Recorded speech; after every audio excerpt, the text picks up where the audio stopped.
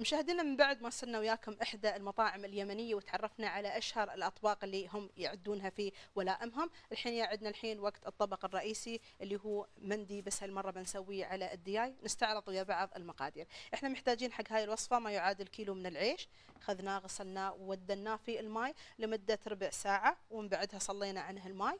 وعندنا هني مشاهدينا ما يعادل ربع كوب من السمن، أو حتى ممكن نضيف الزيت. وعندنا هني عود من الجرفة، وعندنا هني الملح، وعندنا هني حبات من الكمون أو السنوت، وعندنا هني المسمار، وقليل من الفلفل الأسود، بالإضافة للهال الأخضر الحب. فعندنا هني بالنسبة للمقادير الثانية اللي احنا محتاجينها حق الدياي، عندنا هني حبتين من الدياي، بالإضافة لي ربع كوب من السمن المذاب أو الزيت، وعندنا هني ملعقة طعام كبيرة من البزار المخلوط، وعندنا هني مشاهدينا ربع ملعقة صغيرة من بودرة الزعفران. وبودرة الزعفران ممكن تلقونها بكل سهولة في المتاجر الخاصة في بيع البزار، أو حتى في الجمعيات بتلقونها في الرف الخاص بالنسبة للبهارات، مكتوب عليها بودرة الزعفران أو صبغ غذائي. وعندنا هني شوية من الزعفران عشان يعطينا النكهة والطعم، بالإضافة لمقدار الملح، وعندنا حبتين من الدياي، وتستخدمون الوزن اللي انتم حابينه. الحين مشاهدينا بنبتدي وياكم نسوي العيش، وبراويكم الطريقة اللي يسوون فيها العيش. المندي معروف عند اليمنيين انهم قبل كانوا يسوونه على لحم. طبعا قبل ما كان عندهم دياي، فكان الاساس اللي هو اللحم. وفكره الدياي هاي دخلت الحين في هاي الفتره من بعد ما ظهر عندنا الدياي، وتعتبر من الوصفات السريعه السهله اللي ممكن هم يستخدمونها. فعشان شي اليوم بنتكلم وياكم، بنقول لكم اصول المندي كيف يسوونها. ناخذ الحين عندنا هني البهارات الحب اول شيء، وبنحمصها بس عشان نظهر الزيوت اللي موجوده فيها، ومن بعدها بنضيفها في الماء عشان تعطينا الريحه. وخصوصا ان المندي ما يحتوي على نسبه كبيره من البهارات، فاعتماده على البهارات الحب اللي احنا نضيفها مع العيش. المندي عبارة عن عندهم فرن خاص بالنسبة للمندي، والفرن القديم كان مصنوع من الفخار، وكانوا يحطون تحت أو يحطون عندهم اليمر تحت، وكان عندهم الجدر، ويخلون الجدر مبطل ما يغطونه، ويكون فوق مثل الشبك أو مثلا يكون أسياخ يعلقون فيها الدياي من بعد ما يتبلونه. فيوم يستوي الدياي، الماي اللي أو الخلاصة اللي ظاهرة من الدياي تقطر على العيش، ومن بعد ما تقطر على العيش تبتدي تعطي النكهة والطعم. فعشان كذي هذا هو بالنسبة لي المندي. الحين بتقولوا لي خلود ليش حطيتي البزار هني؟ بس عشان اظهر الزيوت العطريه اللي موجوده فيه، ومن بعدها بضيفها على الماء. بس مجرد تحميصه بسيطه، وتحسون ان الريحه ابتدت تظهر. مجرد ان ظهرت عندنا الريحه، شو بنسوي؟ بنحط هاي البهارات الحب في الماء وبنخليها تفور. هذا شيء جديد في المطبخ اليمني، بس انا جربتها وحسيت انه بالفعل اعطتني الريحه المطلوبه. الحين من بعد مشاهدينا ما ضفنا عندنا هني البهارات الحب، بنغطي الجدر وبنخليه لين ما يبتدي يفور الماي، وتبتدي تظهر النكهات اللي ظاهرة عندنا في البهارات. في الأثناء ممكن إني أضيف مقدار الملح وأخليه يفور عندي. نغطي الجدر الحين، وبننتقل وياكم مشاهدينا للدياي، ونشوف كيف إن إحنا ممكن نتبله. فشو بيكون عندنا؟ بيكون عندنا ملة صغيرة بنحط فيها البهارات اللي موجودة عندنا. عندنا هني بودرة الزعفران عشان تعطينا اللون، وعندنا هني مقدار السمن المذاب، أو ممكن حتى نحط الزيت على حسب الرغبة. وعندنا هني مقدار البزار، وعندنا هني شوية من الزعفران اللي بنحطه عشان يعطينا النكهة، وعندنا هني مقدار الملح. تقريبا هاي هي التوابل اللي يتبلون فيها الدياي. نفس الطريقة بالنسبة للحم يسوونه بنفس الطريقة. احنا بس ما عندنا الحين الجدر الخاص او الفرن الخاص بالنسبه للمندي، فشو بنسوي؟ بنسوي بالطريقه العاديه اللي ممكن نسويها في البيت، وممكن حتى نسوي هاي الخطوه بالجدر الغوزي اللي احنا متعودين عليه دائما ان احنا نستخدمه. الحين مشاهدينا من بعد ما خلطنا، ناخذ عندنا هني مقدار البهارات وندهن فيها الدياي، وممكن حتى نسوي هاي الخطوه ونودن الدياي نخليه في الثلاجه عندنا لمده تقريبا ساعه او ساعتين على حسب الرغبه، لين ما يبتدي الدياي يتشرب من نكهة البهارات اللي احنا حاطينها، ويتغير لونه للون المعروف بالنسبة للزعفران، اللون البرتقالي أو الأصفر الغامج. نوزع البهارات هاي عندنا، ممكن مثل ما خبريتكم بالنسبة للجدر الغوزي ان احنا نسوي بنفس الفكرة. ممكن نحط جدر، ومعروف ان الغوزي له كرسي، نحط اليمر تحت ونطبخها بنفس الاسلوب. فبتعتبر من الافكار اللي ممكن احنا نسويها بالنسبة للمندي.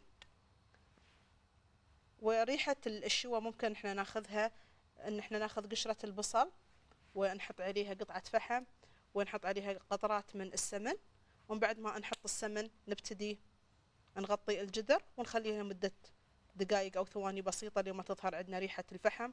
ومن بعدها نقدر ان احنا نشيل قطعة الفحم ونحصل على النكهة او نكهة شوى الدياي او اللحم. الحين من بعد ما وزعنا الخليط هذا، طبعا لازم نفركها بيدينا عدل ونتأكد ان الدياية استوت عندنا او تبلت من كل الجهات. هذا هو شكل الدياي، ونفركها بعد من وراء ونستمر في عملية الفرك هاي لين ما نتأكد ان تغطت عندنا الدياي بكل البهارات. ومن بعدها مشاهدينا ناخذ عندنا حبات الدياي هاي ونحطها هني عندنا في صينية في الفرن ويكون فيها شبج. والهدف اني انا ابغي الدياية تنزل كل العصارة اللي موجودة فيها، لان من بعد ما تنزل عندي هاي العصارة باخذها وبرشها على العيش من بعد ما يستوي عشان اخذ صدق طعمة المندي المعروفة عند اليمنيين. الحين اخذ الدياية وحطها عند هني في الفرن.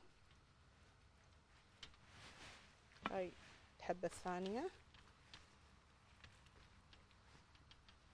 وممكن مشاهدينا لو كنتوا مو بحابين شكل الدياي انها تكون شي، ممكن احنا نربطها عشان يكون شكلها احلى في التقديم، وممكن حتى نخليها بهاي الطريقة. فهي تعتبر من افكار التقديم اللي احنا ممكن نسويها.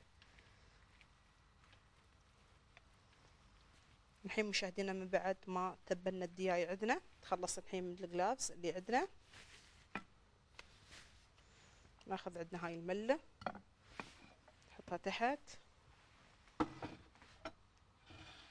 ونسير وياكم مشاهدينا الفرن نطلع الدياي اللي مستوي عندنا وندخل الدياي الثاني.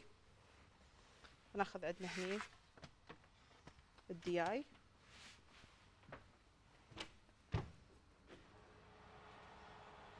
نحط عندنا هني الدياي ونطلع اللي مستوي.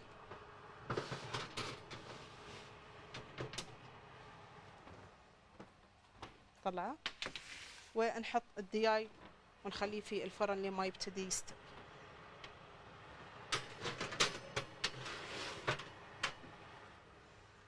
الدياي طبعا بياخذ وقت على حسب حجم الدياي، بنخليه لما يبتدي يستوي ويتحمر عندنا ويوصل لهالشكل وهاللون. ودرجة الحرارة تكون مرتفعة تقريبا من 200 إلى 250 درجة مئوية. طبعا عندنا هني الدياي حار، بس نحركه هني ونخليه على يم. وبنسير وياكم مشاهدينا عند الجدر اللي حاطين فيه الماي.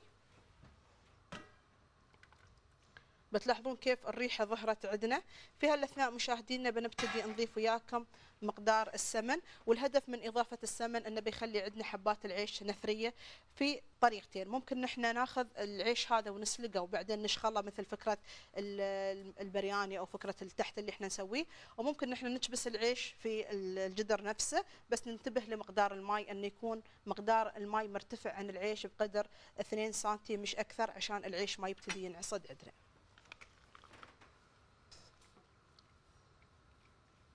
الحين مشاهدينا نبتدي نذوب مقدار السمن عندنا في الماء، وبنبتدي نضيف عندنا هني،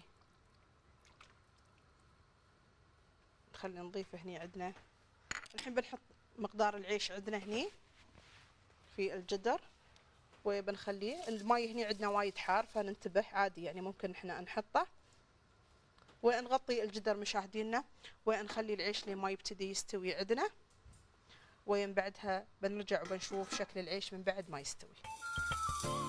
مشاهدينا من بعد ما خلينا العيش وخليناه يبتدي يفور وخلينا غطينا عليه الجدر لما يبتدي ينزل مستوى الماء، ومن بعد ما يخف مستوى الماء ممكن احنا نخفف درجة الحرارة لما يبتدي يستوي عندنا العيش.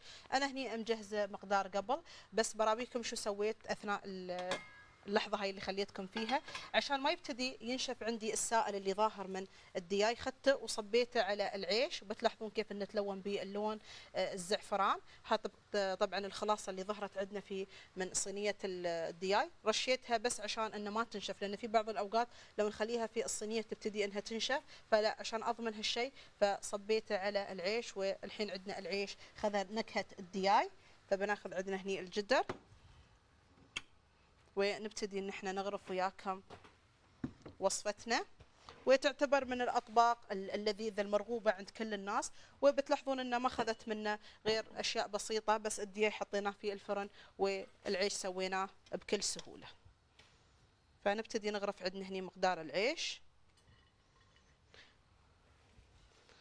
والريحه ريحه البهارات ظاهره عندنا. وفي بعض الناس يحبون يحطون شويه من البصل، فممكن تاخذون البصل. الطريقه بقول لكم كيف تسوونها. تاخذون مثل ما تاخذون الجدر قبل ما تضيفون الماء، شو تسوون؟